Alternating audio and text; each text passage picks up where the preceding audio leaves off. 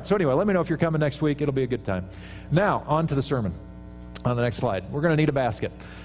Okay, so I have a display of fine baskets here that I just scrounged from corners in our church that we've used for various things. We got this beauty here. I think we've used this to collect stuff for the food pantry before. This looks like a bread basket maybe we use for gift stuff. I don't know why we have this. We probably did a fiesta because this kind of looks like a chip and salsa kind of a thing maybe. This kind of looks like an offering basket, which I'm always in favor of. This one, I'm not sure what that is, but it's nice. This one's really pretty with the different color stuff.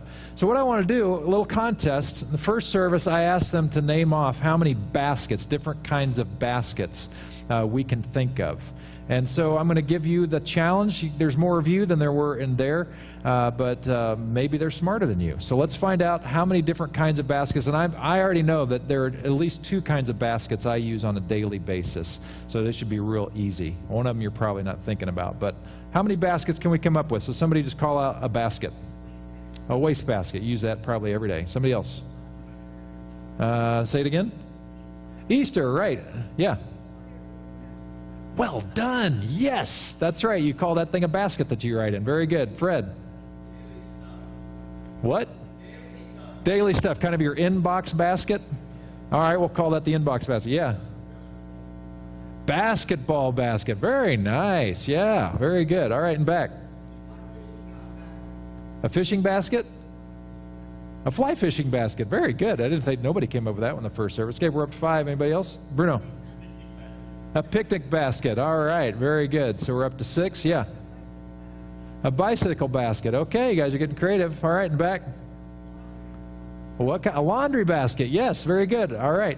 Anybody else got a basket? A what? A bath basket? Oh, shampoo basket. Right. Okay. Very good. We're up to 4. You're already out of the first service, so well done. But there's more than twice of you here that go to the first service, so you should probably double it. Anybody else got one? What kind? A fruit basket. Yeah, right on. Okay. Yeah, Shannon. A wine basket. Very good. Napa Valley finally comes through. What kind? Recycling basket. Very good. Bruno? A bread basket. Very good. Curtis? A toy basket. All right. You guys are on a roll. Very good. I think you've doubled their number. Give yourselves a hand. Very good job. All right. Well, we're going to take a look at a basket in the text today. Now, just to give you some background and a reminder of where we came with this, you have this guy named Saul.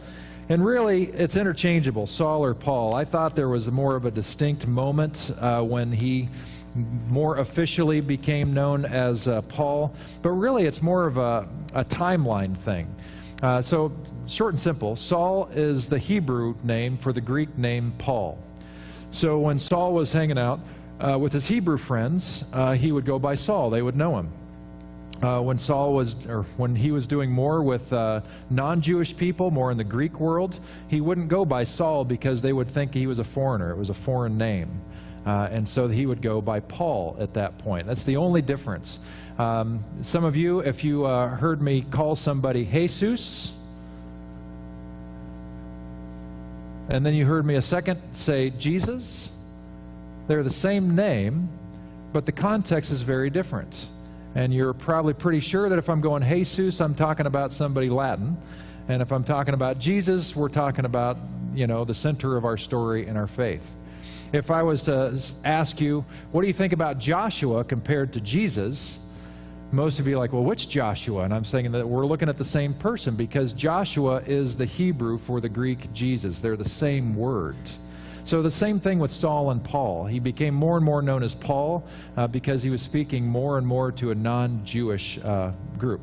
A little recap from last week. Remember, he was one of the chief guys to go round up these new Jesus-following people, this cult called the People of the Way.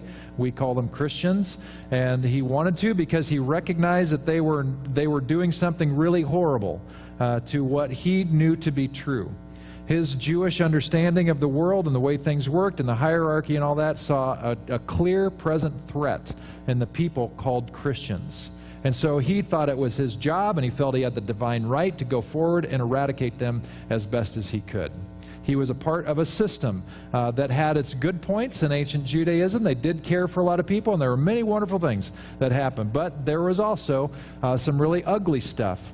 Ugly stuff that Jesus called out and challenged. And because Jesus called out and challenged those things, he eventually got killed for them. Saul was making sure that he was carrying on that suit to eradicate more Jesus-like people. And then he had this experience where literally God stopped him in his tracks. He was blind for 3 days, couldn't see straight for anything. And immediately he saw that he was a part of a system that needed to be changed. And he switched teams. I mean, this is really dramatic. Switched entire teams, and then we catch up with him here.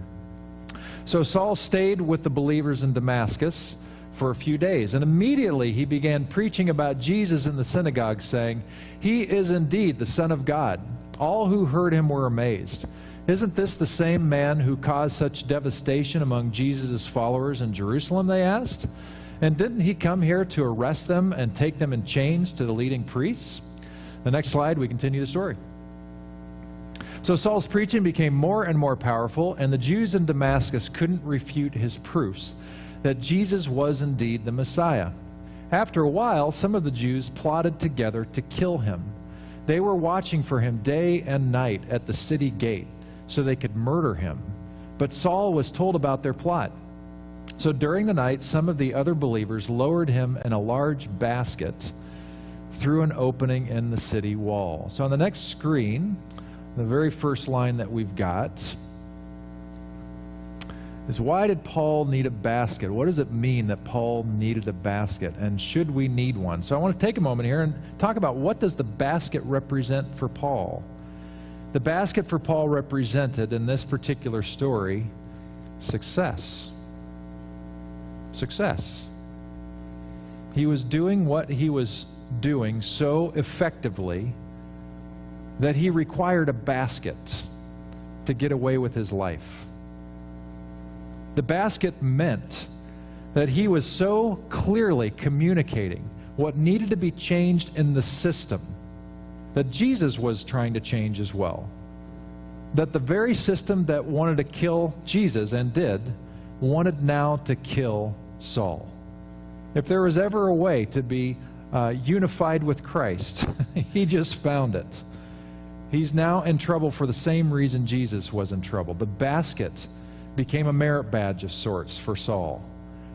That was a symbol of his success. He effectively followed Jesus in that regard. The basket is a symbol of our success as Jesus followers. So do we need a basket? So then I was thinking too about what Paul was really doing, and he was really about changing systems, challenging the system that had given him life and birth, but in doing so, he was messing with things. You know, systems are funny things. You might not think about it a whole lot. In fact, most of us never really think about it until we have to. But you were born into a system. Actually, you were born into multiple systems. But especially, you were born into a family system. And even if your parents and their parents died long ago, you are still, in a sense, operating out of the system that they created. Systems exist. And systems, for their good part, kind of keep things rolling along. We get used to our systems, and we all, in a family system, we all know how to play. Everybody knows their part or their role, and we just keep on trucking, and the system works for a while until it doesn't work, and then we recognize that there are problems in the system. Now, here's the thing. When you try to mess with the system doesn't like it. It's very hard to change a system because a system likes to stay the system. Systems are efficient by design. It's part of creation's design, is to be very, very efficient. Family systems aren't the only system that we find ourselves in. We find ourselves in work dynamic systems. And so you enter a new workplace, you're changing the system just by being there. And so you feel like an outsider for a while. Guess what? It's because you are. You're a new cog in the system, and you're jacking everything up. And everybody's got to figure out if they're going to get used to you or not. And you're trying to figure out how to work your way into the system. And eventually, over time, you find your way into the system. And if you're smart, you keep your head down for a while. And if you're stupid, you start pointing stuff out right away, and nobody likes you because you're messing with the system. Systems are everywhere. We have national systems in place, governmental systems. And we all know how easy it is to change our governmental systems, don't we? Right. More of the same, more of the same. We have global economic systems in place which work to a degree, but have awful flaws at the same time. So we have these massive systems that are at work. Some things need to be changed in all of these systems, and we have them personally in our families, even in our own bodies. Do you understand? Your body is a system all by itself. So 5 years ago or so, I injured my back, and it was through two things, we think. One is lifting too heavy a stuff with bad form. That was one. And the second was my pull-up bar gave out when I was pulled up, and I landed flat on my back. And lo and behold, a week or so later, I had a bulging disc and awful sciatic pain, and for 7 months it was terrible. And lucky for me, surgery worked, and I've been okay since. But what happened there? I pushed my system beyond its capacity, and my system fought back. It let me know, you did this, moron, and I'm going to let you know that we have a problem here. And sometimes our bodies do that. Mine was my own mistake. Some people, it's seemingly random. I have another system in my body that I'm very aware of now. It used to be I had no idea what was going on, and even at an MRI to try to figure out what was wrong with me. Have you ever had your picture taken with a flash and you see spots for a while? Well, ever since I was a little kid, I remember this back in grade school. And I didn't know what was happening, but I'd just be trucking along and I'd feel fine, but I'd go to look outside at anything, and I hadn't had my picture taken, but I was seeing spots, big dark patches here and there. And it was really disturbing. And I would like try to read something, and you kind of know what it's going to say, but you couldn't quite make out anything all by itself because there'd be a black chunk that was just kind of zoning it all out. I was kind of worried about it for a while. And then after about 30 minutes or so of this, I would just get this mind-numbing pain. You'd want to cut your head off kind of pain. It was horrible. Well, I finally figured out when I was a young adult that what I was having and still have on occasion are ocular migraines, where you get this warning system. 30 minutes before the pain comes in this mad rush, the blood vessels around your eyes start to constrict. And that's why you can't see well. So you know as soon as you start seeing spots, 30 minutes later, here comes the heat. Now, what I've learned is that this is actually a very helpful thing, because I can load up on some really good drugs as soon as I start seeing spots. And it's not so bad, 30 minutes later. So that's a gift. But why does that happen? What's going on with me? Well, I've learned over time that if I don't get enough sleep, especially for a long period of time, and then if I load up on caffeine to deal with my lack of sleep, and then if I overdo it physically, it's like a recipe for a migraine. And invariably, that's when it happens. It's my body system saying, you're not going to do this to me. If you do this to me, I'm going to react toward you to let you know I'm not happy about what you just did to me. Systems are everywhere. Paul was challenging a system simply by him following in the footsteps of Jesus. And when he challenged the system, he did it so effectively, he required a basket because of his faith. My question for you is, does your faith and the way you're practicing your faith require a basket? And should it? Are you earning any basket merit badges currently? Do you know what I'm getting at? Do you know what I'm asking? Is there anything about you and your trying to follow in the footsteps of God that are challenging systems that need to be challenged, so much so that the system actually knows it and is coming back on you to bite it? Do you need a basket? Should we need a basket? The answer to that one, by the way, is absolutely yes. We have a system in our country where we're very used to having lots of choices and just picking and choosing from a menu of options what we want and what we don't want from different kinds of services and that kind of thing. And we treat our faith the same way. So we're like, okay, we're looking at the menu of all the things a Christian faith offers. Okay, we have hope, forgiveness, love, and all that. I want some of that, but I'm looking at these service things over here, and I don't really want to do anything with that. I don't want to have it mess with this thing over here, so I'm just going to stick with the appetizers over here and enjoy this much of the faith, but I'll get to those menu items maybe some other time. It doesn't work like that. The way of Jesus is a way of Jesus. Following Jesus means we're following in the footsteps of Jesus. And here's the thing. The footsteps of Jesus are always challenging systems that are destructive, that are in the way of life, that are hurtful to somebody. So I just jotted down a list of things that, could I earn a merit badge in my basketing going after these things? And so this is a list, just off the top of my head, of systems to tick off. That if I want to jack with some systems, here's a list of just a bunch that I thought I'd want to be a part of, that I think if I went after these things, because I know that God is already going after these things, if I could do that, maybe I'd get the well done, good and faithful servant thing. So here's a bunch of systems that I'm happy to go after. Unforgiveness, hatred, self-loathing, and judgment. All those things are kind of related. Those are systems that I am more than happy to go for the basket on, because I know that those things are very hurtful. Greed and materialism, lust and exploitation, they're all kind of along this self-centered mindset. Those are systems that need to be eradicated.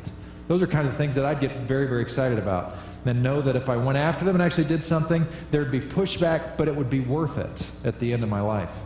Hunger, malaria, AIDS, extreme poverty, all this stuff is, a lot of these things are related to poverty. This is something we can do about. So I want to be, that's the kind of thing, I think, of a system we need to do something about. Sexism, racism, illiteracy, violence, child abuse, pornography, injustice of many kinds. These are kinds of systems that are at work that I know God is already trying to undo. So if I can be a part of that, if I can be basket worthy in that, that's worth it. And so in our basket worthiness pursuit, I wanted to give you some ideas about what that could look like, because my challenge to you today, if you forget anything else, is I want you to work on your basket merit badge. Are you doing anything to be basket worthy? Anything in your life at all?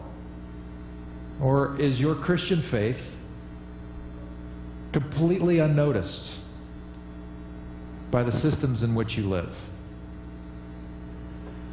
Because if your Christian faith is completely unnoticed by the systems in which you live, I think you need to look at that. Because that doesn't seem like Jesus at all to me. And what that means for you, I'm not trying to pass judgment, but what it means for you is you're missing it. You're missing out. You're missing out on what is possible. And the world is missing out on what is possible through you. Beautiful things can happen, but not if we're sitting on our hands. So let's jump into these. First thing, by the way, there's some fill-in-the-blanky stuff if you're into that in your bulletin. We're going to need a basket stuff, just a handful of them. So let's check out the first one. First things first, look in the mirror. So this is what I'm talking about. You have a system that has created you just as you are, and there are things in your life which you need to celebrate, which you can kind of see the before and after story in your life, and then there are things that probably need to be worked on for the rest of our lives. There's always going to be something. So for you, the before and after, a lot of times is directly related to why you found God in the first place. You were feeling lousy about this thing. You found a solution in God that really cleaned things up, and you're looking better and feeling better about that thing. So maybe your thing that is for you is your mouth. Maybe you were famous for dropping F-bombs every other sentence. Maybe you were famous for the dirtiest joke you could get. Maybe you were famous for words of hatred, and ugly kind of stuff would come out of your mouth when you're at the grocery store. And everybody knows I'm talking about Ellen Evans here. I didn't want to say anything, but there she is, so she can own it now. Just kidding. She knows it. But anyway, maybe that's your thing. Maybe your mouth finally caught up with you, and you had to have a come to Jesus moment. And so you finally say, God, I've blown this thing, and God says, there's a better route for you. Class it up a little bit, clean it up, take a look at what's causing you to talk that way in the first place, and be classy. And so you're looking at it as like, hey, man, that actually worked. And I'm feeling better about this, and I actually command a little more respect, and away we go. So you're feeling good about that. Look in the mirror, celebrate that. But then ask yourself the question, what do you see in your reflection in the mirror that does not in any way look a whole lot like Jesus? And some of you are thinking, well, I have no idea. I have no idea if that looks like Jesus or not. And that's your clue. That's your clue that there's a journey to be taken to find out what Jesus actually looks like. Because there's no way you're going to follow in the footsteps of this person if you have no idea where those footsteps are going. So easy ones for us. Well, we all struggle with greed and materialism. We all do. It's a human condition issue. The issues go back to the very beginnings of the Bible and the whole story. So we know it's there. We know it's certainly a part of our culture. And so asking yourself, how am I understanding my relationship with my stuff and all the stuff that's in my portfolio, all my toys, my money, my resources, the whole thing. What's a Jesus way to think about these things so that it's healthy and balanced? And it's not just about me, but I'm actually making a difference with my stuff in the world around me. So maybe that's your thing, is to go after that. What does it look like? Maybe for you, it's a skill set thing. You've never even asked the question. God has given me these gifts, and we have many business owners here, and so you're thinking, okay, well, I know I'm supposed to use my business acumen to create this business, and I'm doing a good job with that, and that's going well, but it's never dawned on you. You just haven't even thought about it. Is there a God way of thinking about how I'm going to use my business skills to do business in a way that reflects in some capacity God? And I'm not talking about, incorporating the Jesus fish onto your letterhead or something like that. I mean, what does it mean for us to be business leaders in a Jesus kind of a way? What does that even look like? And so if you have no idea, well, you just got your homework. Find out what that looks like. Maybe it's a relationship dynamic that, in your relationship, you're feeling pretty sideways toward a particular person.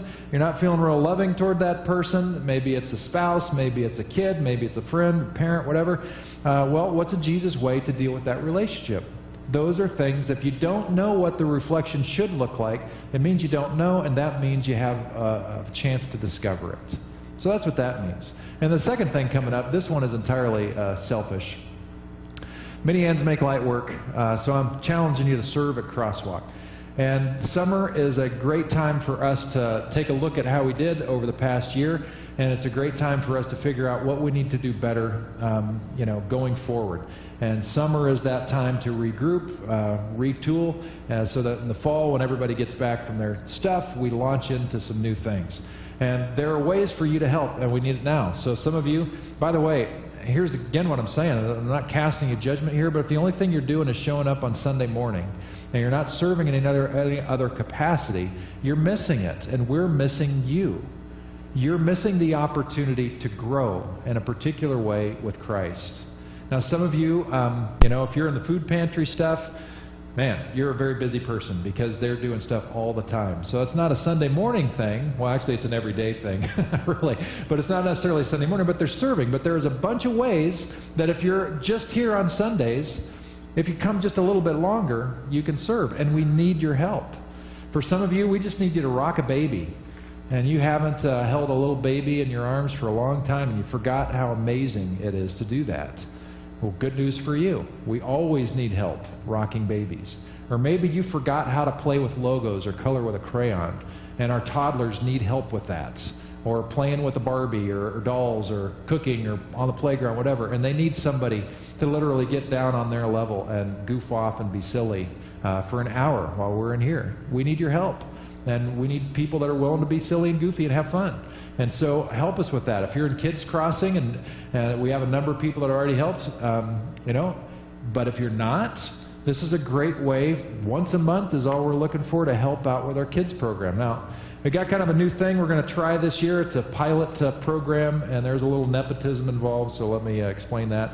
About 3 months ago or so, I knew that the Rileys, because they moved out of the area, weren't going to be able to keep up the directorship of our children's ministry, so she gave me a big heads up.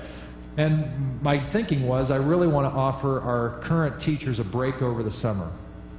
Gives them some chance to rest and not think about it and not have to worry about the calendar and all that, and gives us time to look at curriculum and make changes and all that kind of stuff. So we figured out a way, and the way that we figured it out actually was an idea generated by a person at our board meeting here at the church, and she recommended that my son, who's thinking around the ministry idea, would be an intern to give it a shot. And so Noah, with whoever he can recruit, is going to lead up our children's ministry for the next few months and get his feet wet in ministry. We'll see how it goes.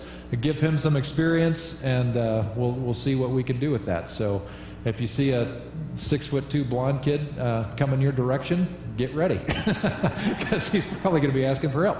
So that starts next week. He's going to roll with that and see who he can recruit to have fun with elementary age kids starting next week. So that's happening, and really the bigger dream, yeah, that's cool.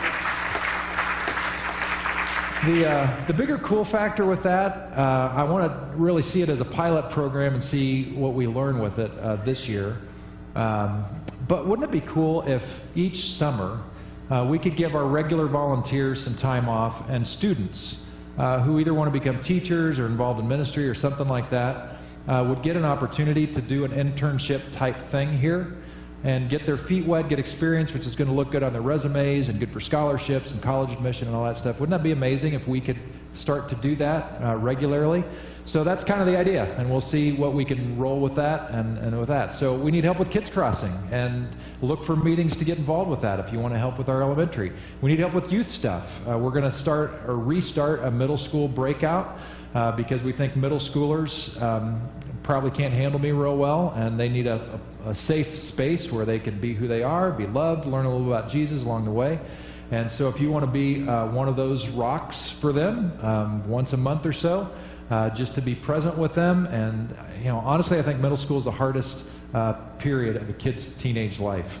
High school, at least our experience, has been a cakewalk compared to, not that middle school was bad, it wasn't, but from what we saw in terms of drama levels and all that, I think middle school is harder than high school.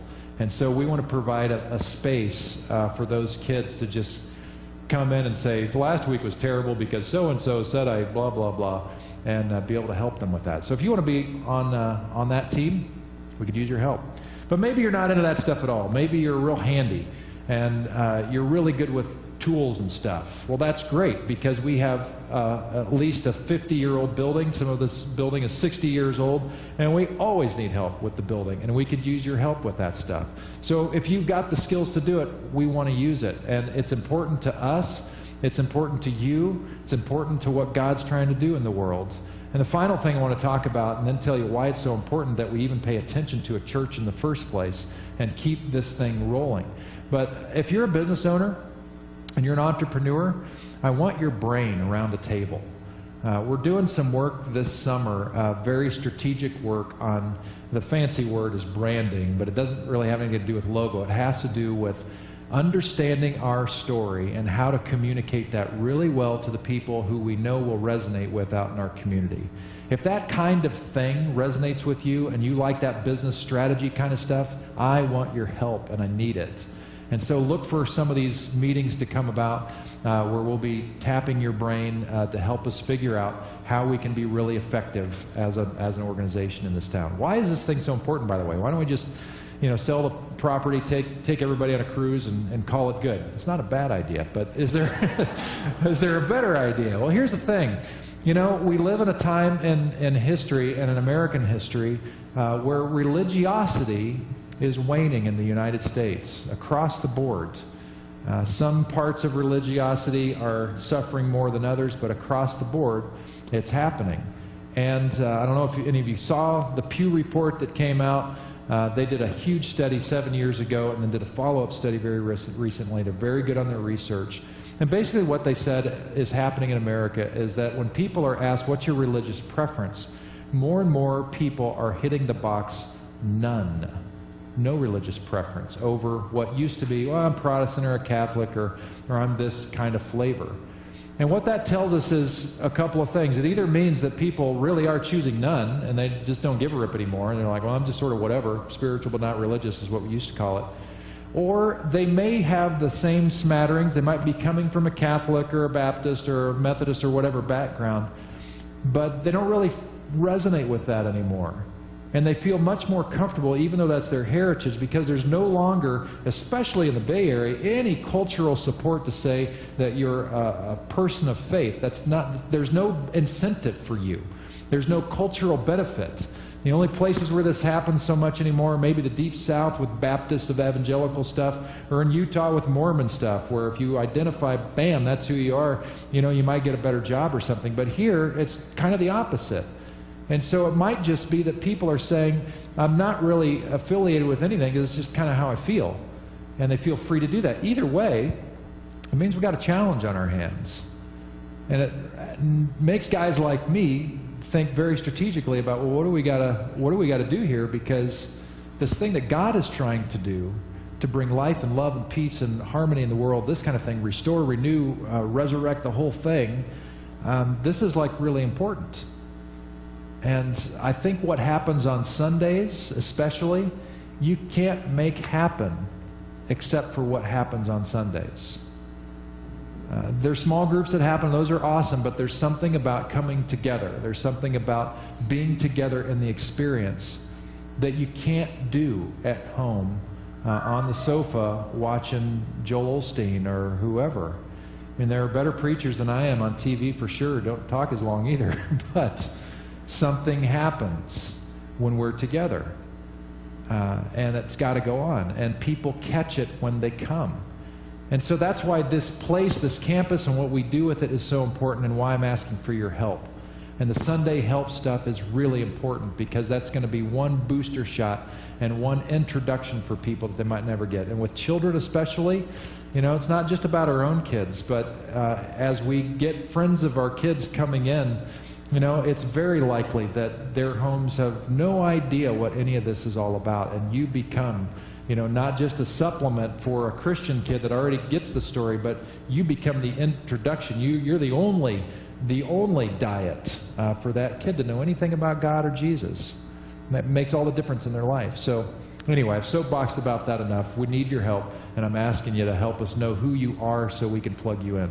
The next thing up here has to do with your daily dozen. So I've talked about this on and off, but I want to remind you of it again. Here's all I'm asking you to do, and it's not a tough challenge, and some of you have experimented with it before, and you kind of let it go a little bit, and I'm asking you to bring it back if that's the case. Make a list of 12 people that you are around all the time.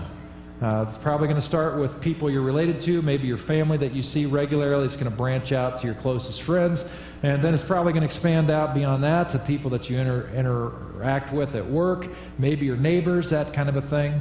And I'm asking you to pray for them every day. And I'm asking you to try this for a month. So it's May 31st, the end of June. I'm asking you to take this challenge and see what happens over the next 30 days.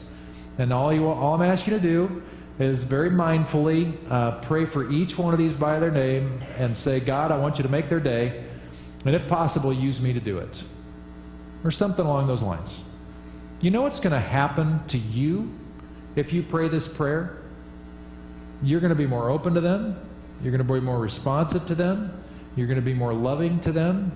And you're going to have more of a servant attitude toward them. It's going to mess with you.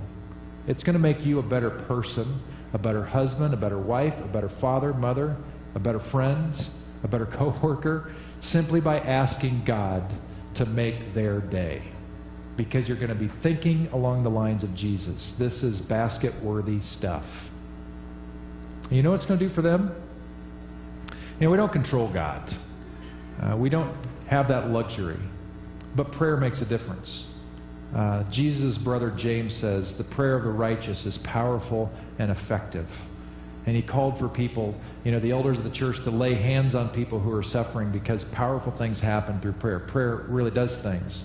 Some of you have been through it, and you've asked the church for prayer, and you give us reports back. I just could feel your prayers. What an interesting thing to say. So if you want to think about what does your prayer actually do, in ways that you might not even appreciate, we're very familiar with drought right now in California. So I want you to think about prayer like this, that you have a garden hose that is tapped into a source of water that's never ever going to run out. And when you pray, when you don't pray, it just sort of puddles up right where you are and probably doesn't do a whole lot of good. But when you pray, it's like you're taking that hose and you're just putting it right at the root of that plant that needs help. And it's like the water is getting to that root. I think prayer is a lot like that. You're helping direct the flow of the very Spirit of God. It's a partnership. The whole thing is a partnership, and you get to be a part of that. So you don't know what it's going to do for them, but I think it's going to do something. And I know it's going to do something in you. The final thing I have for you, I think it's the final thing. This is going to sound a little odd, but I think it's right. That salvation is comprehensive, and I'm asking you to go where God's moving. Short and simple, if we think in terms of what God's really about, God is about life, God is about love, God is about restoring, renewing, all these very good things. And there are a lot of good causes that you might be involved in or friends of yours might be involved in. I'm just saying, get involved. And some of them are really fun. So you might have a coworker or something, and they're doing some, there's a walk or a run, a 5K, I think, in a few weeks in Sonoma. And it raises awareness and money for sex trafficking initiatives that I talked about a couple of months ago. We should get involved in that. We should have some people lace up their shoes and just do that, because that's good stuff. You're having a good time. It raises awareness. And by you partnering with friends or coworkers that are doing this stuff, you're telling them, I value you as a person, I value this thing you're involved with, and I want to support you. So I'm asking you, as a good Jesus follower, to go have some fun. Run, walk, cycle, whatever, for these causes that aren't necessarily specifically Christian. And when you do it, I'm not asking you to wear a crosswalk t-shirt or use churchy language or say, well, I'm only here because my pastor told me I should do this. I don't want you to be churchy at all. Be normal. Be a normal person and do it because it's a thing where God is already moving. But how cool would it be if a year from now, if we could figure this out, I could use a person to lead this up because I think it would be really cool. How cool would it be if together, I got this idea from Janet Norris, by the way, so I'm stealing this, she stole it from somebody as well. How cool would it be if we filled a wall back there with all the stuff we were involved in that we think God is probably about, stuff from organ donation to MDS to sexual exploitation stuff to all these different things that we're just putting our feet and our hands behind. Well, how amazing would that be if we ended up filling a wall with all this stuff that we did together and with other people outside our walls because we think God's a part of it? And I think that would be pretty amazing. Am I the only one that thinks that would be amazing? So do that. And the other part of it, maybe you can't run or walk, but you have a brain. And maybe you can add your brain and your passion to causes that need help, like Napa Emergency Women's Services or child advocacy or these types of things that are very, very important to our community that aren't run by the church, but they could sure use a loving person to lend their support and their mind. That's what I'm saying, is get involved. Earn a basket. Break the systems that need to be broken, because that's what Paul did. It's what Jesus was about. It's what we're supposed to do. So my final encouragement to you is simply that you would recognize that before you have the opportunity to earn one of these merit badges. And it might start off pretty small, where it doesn't seem like you're doing much at all, but it's a basket, and it's good. And in some of the initiatives that you're going to be called to, that you're willing to lay it down for, are sizable baskets, all the way up to the size of a basket that you sit in for a hot air balloon ride or stand in. Some of us look at these questions, it's like, what are you willing to die for? And it seems kind of daunting when you think about that. A little more of it, I don't want to die, Pastor Pete. But really, that's a reversal of a more important question. What do you really want to live for? What are you really about? Are you living a life and your following of Jesus that anybody would know about?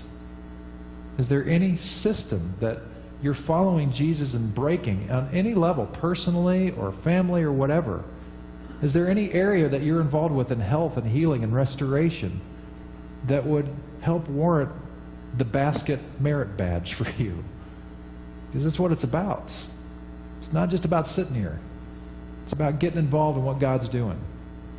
And I'm telling you, it's something we're all called to do. And I'm asking you to ask the question, what do I need to be doing so that I have a reason to need a basket like Paul did? Let's pray together.